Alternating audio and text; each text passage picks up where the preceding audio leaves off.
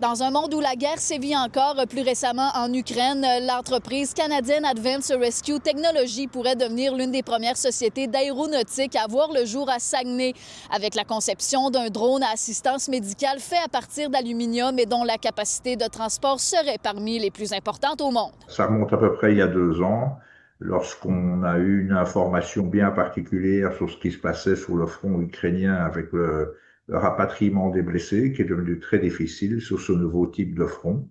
Et on a décidé d'y apporter une solution. Les règles d'engagement de l'OTAN sont telles qu'un blessé sur le front doit forcément être rapatrié en déant les 60 minutes. Et on a des statistiques très précises là-dessus.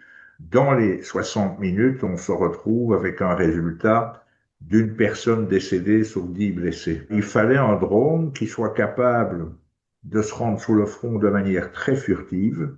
On a une impression au radar qui est inférieure à celle d'un F-16 ou d'un F-18.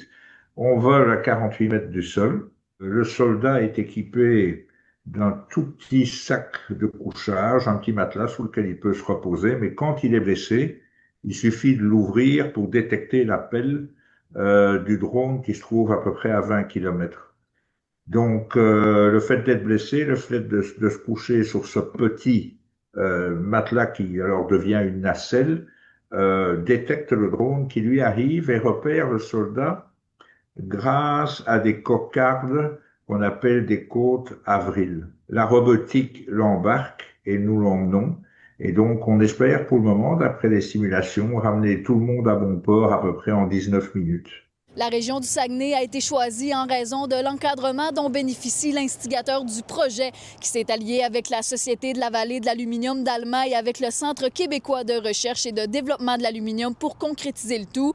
Même que le prototype du drone est construit en ce moment dans les ateliers du Centre de recherche national du Canada, situé sur les terrains de l'Université du Québec à Chicoutimi. Nous autres, on est super contents parce que c'est un projet de défense, fait que c'est un projet qui va aller loin, que ça aide à utiliser de l'aluminium en deuxième et troisième transformation. Ça va peut-être aider à ce que ce soit un promoteur de la région qui le fabrique, ça va aider à faire marcher fonctionner l'usine d'extrusion un peu plus, il va peut-être être capable d'utiliser de l'aluminium vert d'ici. C'est le métal, je dirais, noble de l'aéronautique. Il se justifie par sa résistance mécanique, par son poids, mais également par sa réparabilité. Mais aussi une autre pièce très importante qui s'appelle le MMCU. Et ce véhicule transporte 7 drones, mais est équipé aussi de la tour de contrôle. Nous attendons des réponses à tout ça pour la fin de l'année. L'échéancier demeure incertain, mais les premiers essais du drone pourraient avoir lieu en 2027 au Centre d'excellence des drones de l'aéroport d'Alma.